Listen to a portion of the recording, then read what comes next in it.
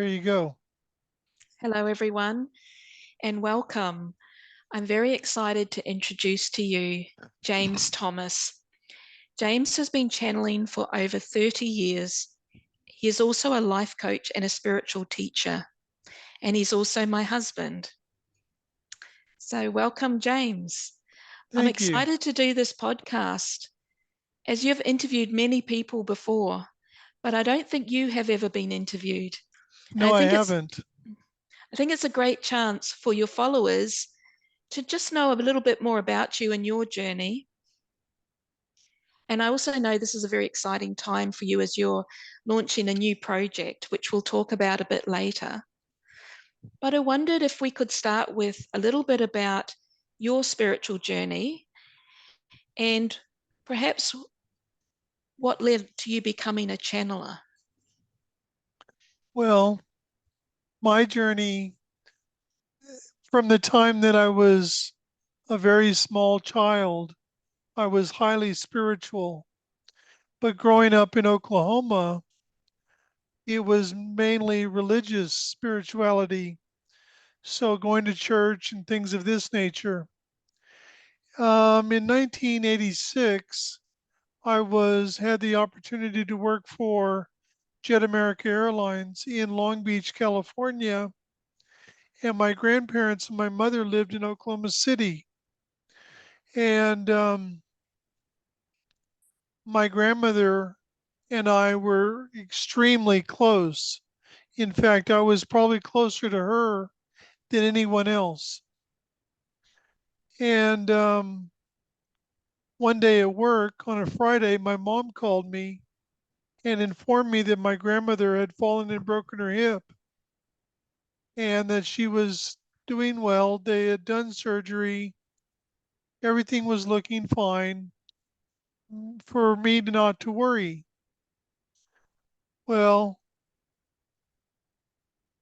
I knew after getting off the phone within about 15 minutes that I had to go home and see my grandmother. Long story short, I arrived the following Tuesday evening at about 9:30 in the evening into Oklahoma City Airport. Now I'm someone that my third eye is works, but I do when I close my eyes and imagine an apple, I see nothing. And I know that I can hear, but I don't normally hear at all. But this was the first time that I heard anything. I was walking up through the airport to the front of the airport. And in those days, of course, you didn't have all the security and things of that nature.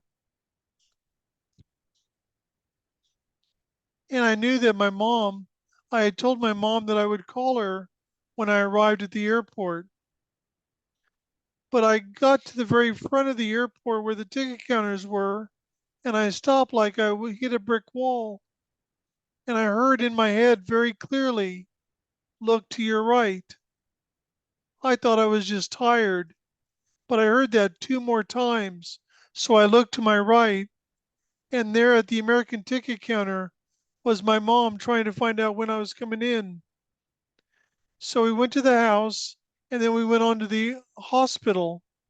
On the way to the hospital, I found out that as of mid morning Sunday morning, my grandmother had responded to no one. So my thinking is, I'm never going to get to talk to my grandmother again. So we get to the hospital. It's 10:30 in the evening. My grandmother's in a private ICU room. Her wrists are strapped down. And so I go into the room by myself on my own, and I sat down on the bed and I took her hand in mine. Sorry. And she opened her eyes and we talked. It was the last time she ever spoke. She told me she already knew what was going on.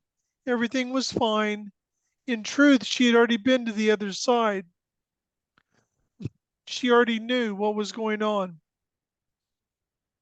So, what ended up happening is she made me promise her two things. One, that I would make peace with my grandfather before he died, which I did.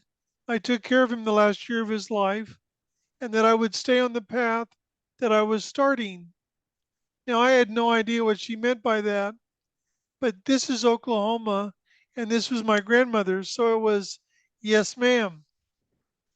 And so I went back to California at the end of the week, and she passed away on the 30th of November.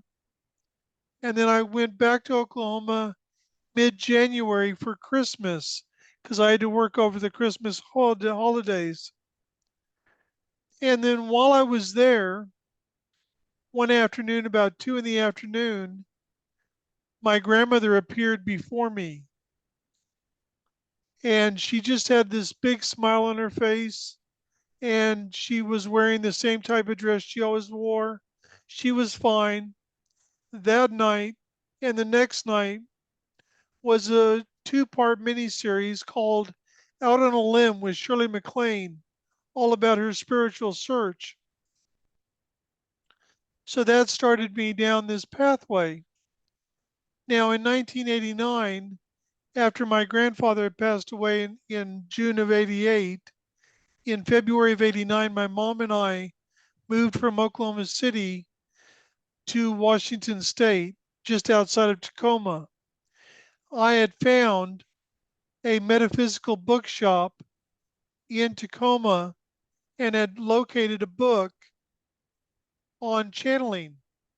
And there was numerous channelers in there, channeled messages, the beings they channeled. It wasn't like one channeler or one being, their messages.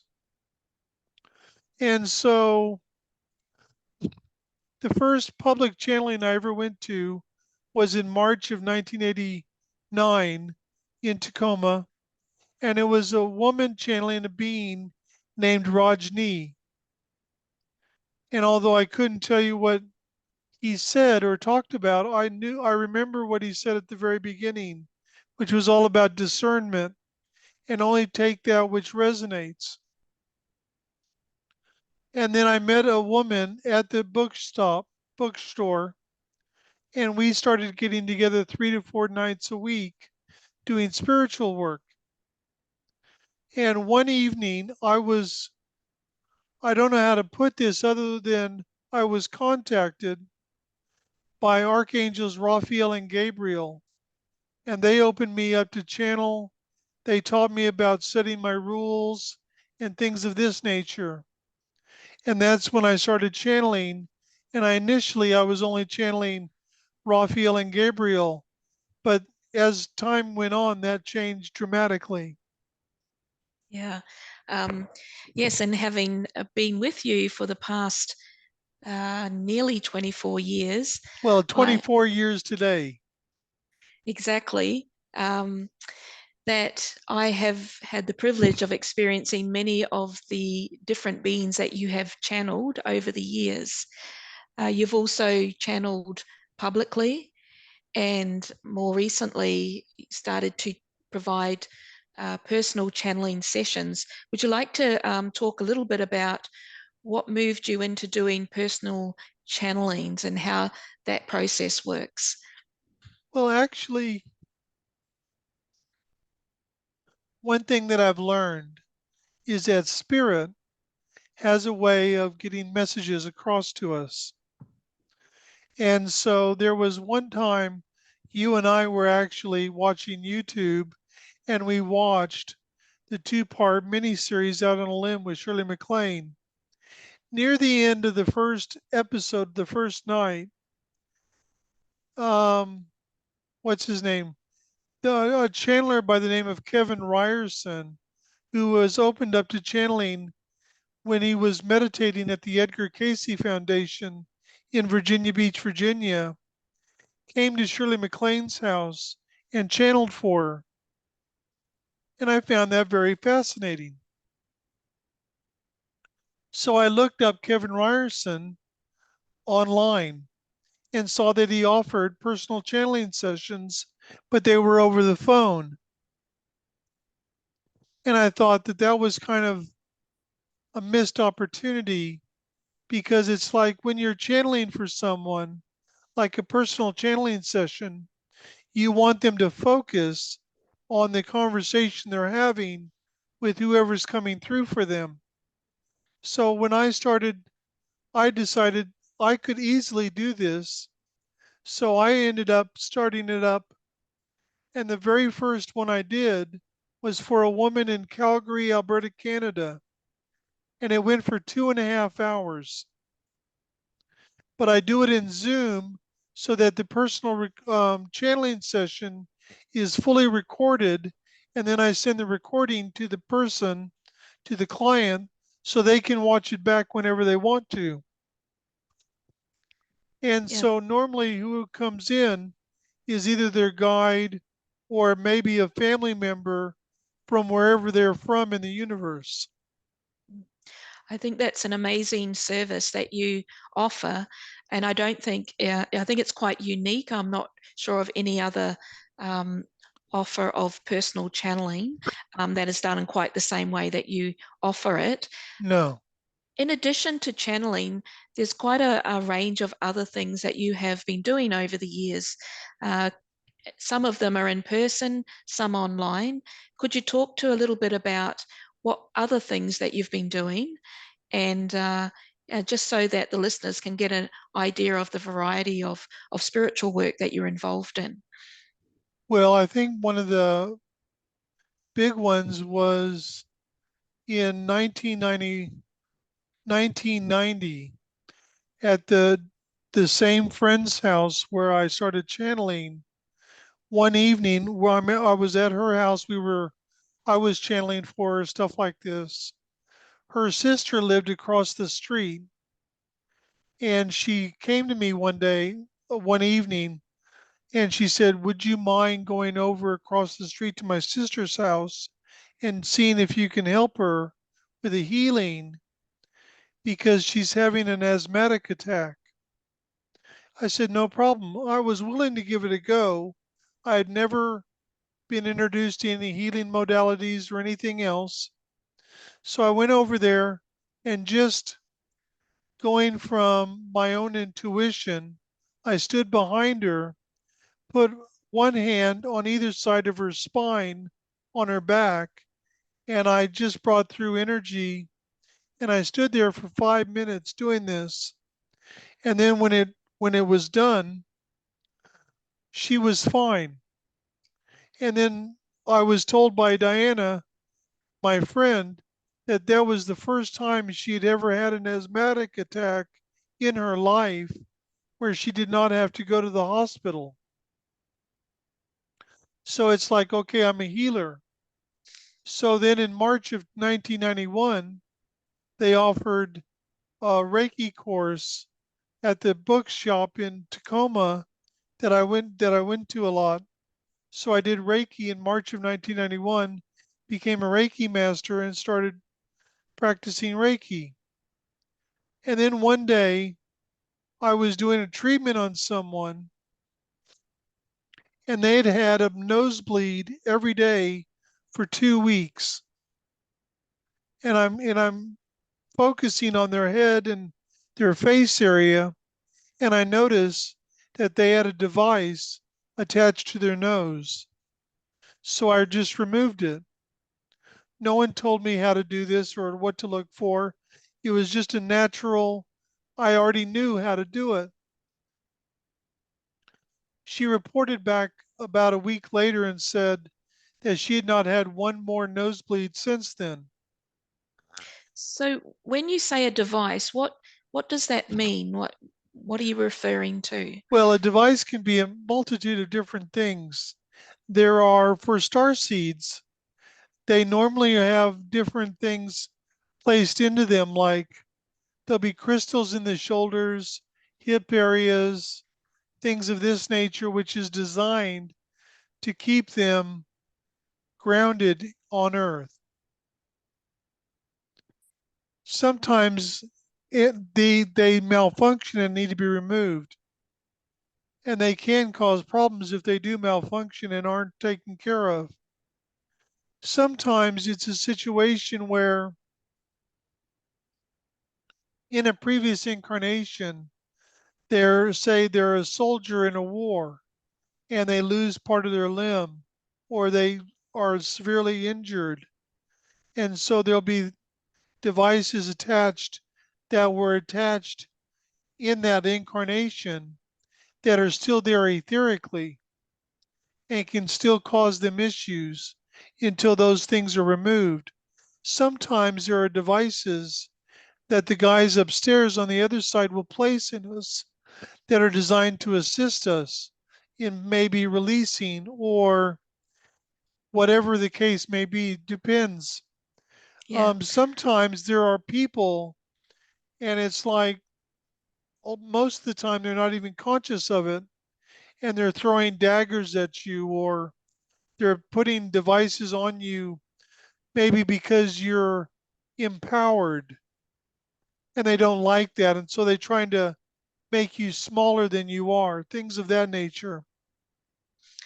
Yes, I can remember when we first met, and we were on a bushwalk and we sat down next to a stream Yep. and we were having a conversation, and I didn't know that you did this kind of work at that point. And you looked at me and you said, "There's a dagger in your heart. Do you mind if I remove it?" And I was like, well, okay, what have I got to lose? It didn't mean make much sense to me at the time. And you literally reached over and you pulled, in my center of my chest, and you pulled. And I remember you said some light language at the time, although I didn't know what light language was either. And you pulled this etheric dagger out. Hmm. And I thought, well, okay, no problem, whatever. But the thing is, I started to feel as though I had a wound in my chest, that over the next week or so, I could feel a healing take place, but I could also feel the effect of having something that had been there a long time, and had been removed. And over time, we discussed it and we learned that that dagger I had actually placed in my own heart in my lifetime around 800 years ago in France. And the Correct. dagger was actually an ornate letter opener. And Correct. I believe I had opened a letter that had caused me great distress at the time. And I had taken this thing and I'd plunged it into my heart. So that was a very interesting experience for me and something that I can't deny because it was a first-hand experience. And since then, you went on to you went on to conduct workshops teaching others how to do this kind of work. Can you talk a little bit about that and where those workshops were and what kinds of things were done during those workshops? Well, back in I think it was the 1920s, a gentleman, a professor at a Christian university in Tokyo, Japan, by the name of Dr. Yusui, had an experience where he was gifted the information on what has become Reiki, which is very well known and used all over the earth. Now, Reiki was designed to assist the star seeds to eventually begin their awakening process, awakening to who they truly are, to the fact that they're star seeds, they're different. So started working with a being named Denath, who is a master healer on the Blue Star starship in the fifth dimension, and he called this the Blue Star Healing Method. And I began putting this together in 2015. And in 2016, I had my first workshop in Wellington, New Zealand. Now, I've run workshops in just south of Auckland in New Zealand, Hawke's Bay, um, Christchurch, several in Christchurch. We've had workshops in Sydney, the Gold Coast, and Perth in Australia. We've even did a workshop in 2019 in Edinburgh, Scotland. We had people come all the way from Germany for this. And this is a healing modality that's designed to assist the star seeds in their preparation to return home. Yeah, very powerful work indeed. So I want to take you a little bit further forward to a major event that you experienced in 2021, March the 1st. I wonder, and I know it's a little bit of an emotional topic, but I wondered if you could talk about what happened. And I'm mainly interested in how you managed to move through that experience, how you managed to stay, focused in your heart and continue to move forward, and where you're at now with what happened. So over to you, March the 1st, 2021. 6:05 a.m. It was a Monday morning. You were going to work that day, and the way it worked is on your work day, the alarm would go off at 6 a.m. I would get up and I would make tea and coffee. And normally I would bring that into the bedroom and sit in the bed and look at my phone and wait till you woke up properly. Well, this particular morning, I went out and I got the tea and coffee sorted, got the jug on, and sat down at my computer while I was waiting for the jug to boil. And there was one moment where my eyes were really wonky, just for a brief split second. I didn't think anything of it. I thought, I'm just waking up. The, the jug popped, so I stood up, started walking into the kitchen, and face planted. And so the only physical symptom I had was right here on the side of my mouth was literally numb, and my speech was very slurred. And I started calling out for you. It took about 5 minutes because you were still asleep. But finally you got up, you came out, and because you've got experience working with people who've had strokes, you knew what was going on, and you called an ambulance. And the ambulance came, they checked my vitals, they got me stood up, I was standing up. They checked me over, everything was fine. My arms and legs were working fine, no problem. The only issue was my mouth and my speech. So I walked over, it had started raining, and it was raining quite heavily. So I walked over, put my shoes on, walked down 2 flights of stairs, walked outside and walked into the ambulance, and I was taken to the hospital. And so I got to the hospital, and they did a CAT scan on me, and they came out and said your stroke was caused by a small clot on the back side of my right side of my head, but it's dissolving on its own. And they were checking my legs and arms, making sure I could feel everything, making sure I could move everything. Everything was fine. We were kind of given the indication that I'd be in hospital for about 48 hours and then I'd get released and I should be okay. So they moved me upstairs to the rehab ward and I went into room 16, bed C. And of course, because it was a work day for you, you said that once I was settled, you said you were going to go see your boss and then come back afterwards to let them know what was going on. So I'm laying there, you've gone, and everything's fine. And then out of nowhere, for I don't know what reason, all of a sudden, I'm paralyzed on the left side. I couldn't even move my toes on my left foot. I couldn't move my leg, couldn't move my arm, nothing. My first thought is something's wrong. Now, strangely enough, at the foot of my bed, out in the middle of the room was the main doctor that was looking after me. And he was standing there with the registrar, and he had this really confused look on his face. He couldn't figure something out. I had the impression it had to do with me, but I didn't know because he didn't say anything to me. And of course, when you came back, I believe I was in a sling hoist because I had to go to the toilet and I couldn't get up and I couldn't move.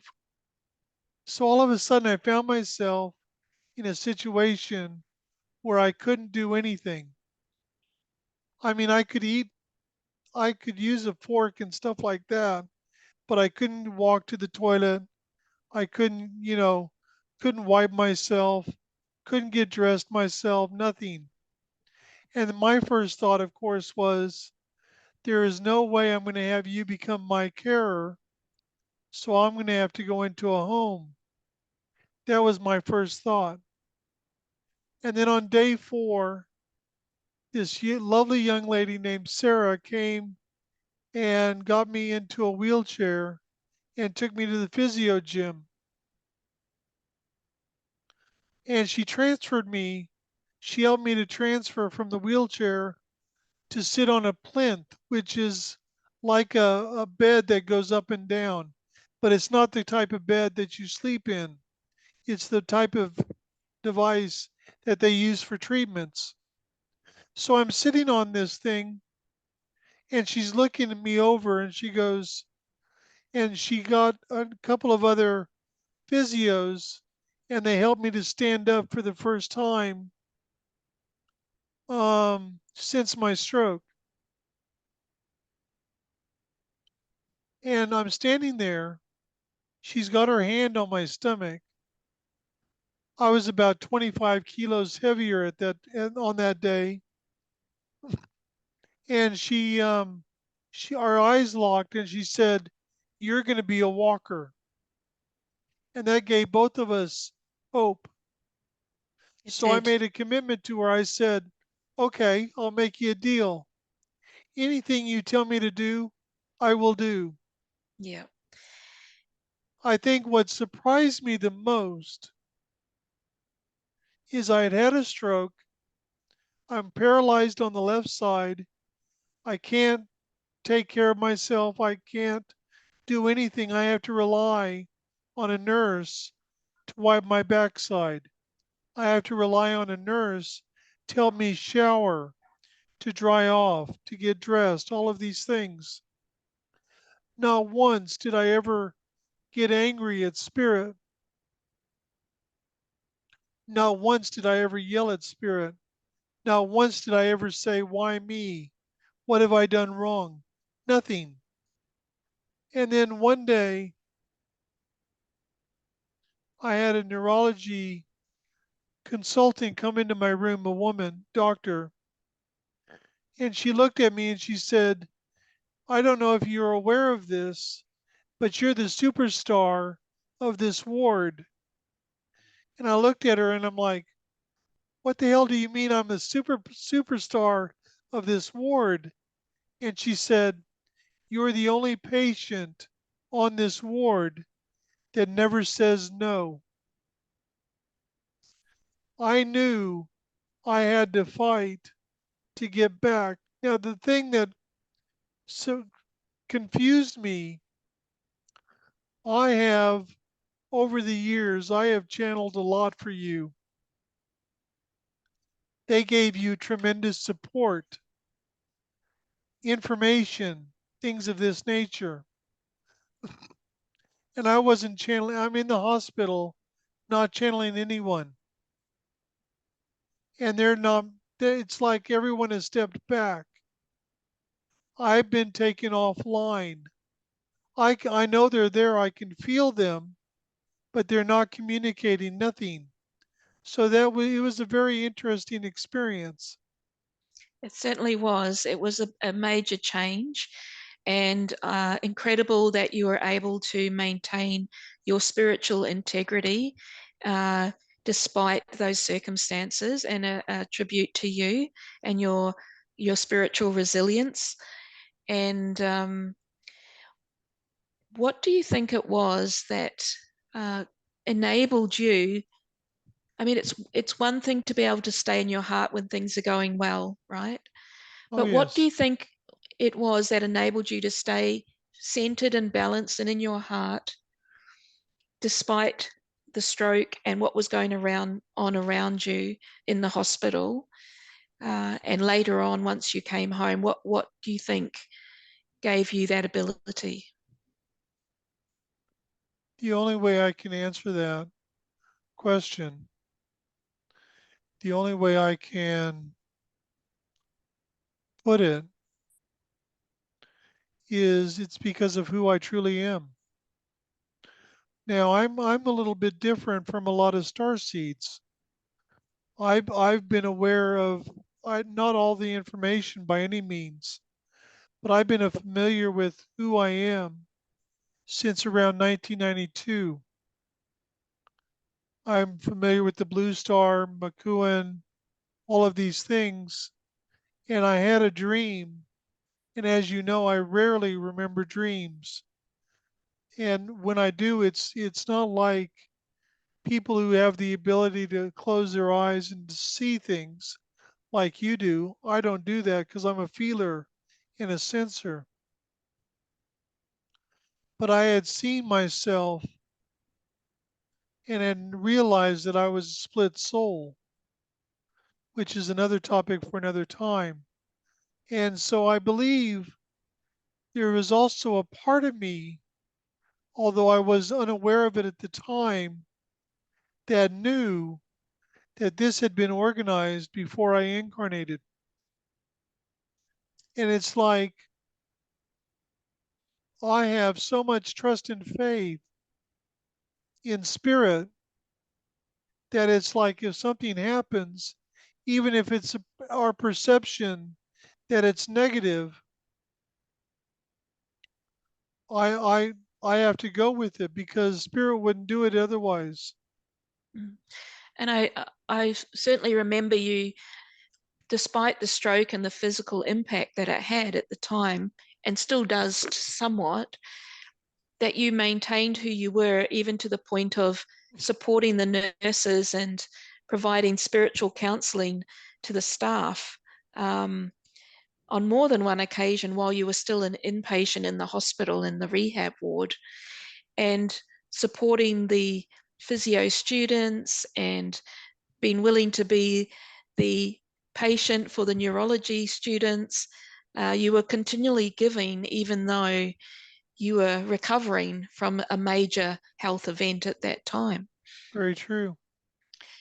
I would like to move forward a little bit further now to the current day. Um, and I'd like you to tell us a little bit about your latest project, what's happening with you in terms of your channeling now, and yeah, a little bit about what you're working on at the moment. Well, what I'm working on at the moment, well, I after I got out of hospital, I had already done the work on it and put it together. And then I had the stroke and was in the hospital for 9 weeks and 2 days. And after I got out of hospital, there was a period of time. But after we got into our new apartment, eventually I felt well enough to republish our first book, which is The Final Incarnation, and a new book called Gideon, which is all about the very beginning of Project Earth on Amazon. And so that was very exciting. And then I was started doing a friend of ours, James Russell, and I started FNQ Spiritual Group. And on the other side, I've also got Blue Star Spiritual as well. And I started doing channelings with Gideon, and I had been channeling a being named Al Sharon for a couple of years before that. And so I was doing channelings with Gideon, and then Gideon, Al Sharon, Gideon, they all backed off like they were doing something different. And a new being came and introduced himself, and he's known as Phineas the teacher, who's part of the high council of this universe. And he comes from the what most people would call the great central sun or the realm of source. And so he said that he wanted to create a partnership and begin a process of teaching. So I run a group twice a week online called the Armaeus Group, and he's coming in now. He's come in the last three groups for that, and I've just recorded episode 2 with Phineas this morning, and it's already uploaded online. And so he's going to be doing this regularly, and then on top of that, I've got to sit down and figure out a date, and we're going to start doing one every month, doing an online seminar with Phineas, the teacher, where people will pay a fee. They'll come, they'll participate. Everyone will have the opportunity to submit one question, which will be answered by Phineas. It'll be recorded, and everyone who participates, who comes to this seminar, will receive the recording. And then on top of that, Phineas has decided that it's time to start working on some books. So I've actually started that as well. We've already got one chapter already in there, and these are going to be completely channeled by Phineas. That sounds very exciting. And I understand that questions that are asked of Phineas during those seminars will also form part of the book as well. Correct, correct, because there's no point in having the answer there and not the question. Yeah. And how can people access Phineas channelings now if they're not part of the Emmaus group? Where can Well, they find they them? can either go to, on YouTube, you can either go to Blue Star Spiritual or FNQ Spiritual Group, and the channelings are there. We also have a page on Facebook, FNQ Spiritual Group, and there is a um, uh, the teachings of Phineas, the teacher, group on Facebook as well. That's wonderful. And is there also information there about some of the other services that you offer, or would you like to talk about them as well? Well, I offer the personal channeling sessions, Blue Star Healing sessions, both in person and in by distance. I do house clearings, past life readings, spiritual coaching, and mentoring, and we do all of these things. You're an excellent tarot reader. Um, so we offer all of those things, and we can be reached on FNQ SG7 at gmail.com or Blue Star Spiritual Group at gmail.com. Wonderful. And to locate your books on Amazon, what's the best search to use for that? Well, you can either do The Final Incarnation by James Thomas or Gideon by James Thomas, and it'll come up. I checked just the other day, and they'll come up very easily. The Final Incarnation was originally published in November of 2006 through lightworker.com out of Las Vegas, and it was republished in 2021 on Wonderful. Amazon. Well, James, thank you so much for today. You've covered a wide range of your personal experience and your spiritual work. And I know there's so much more you could talk to, but perhaps another session in the future will focus on a different topic. But thank you so much for today, and all the best with your ongoing work.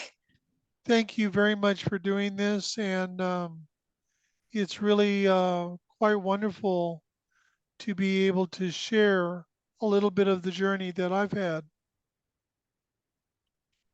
Hopefully, to inspire others. Hopefully so, and I'm sure it will. And thank you once again. Many blessings. Thank you Many very much. blessings. Thank you.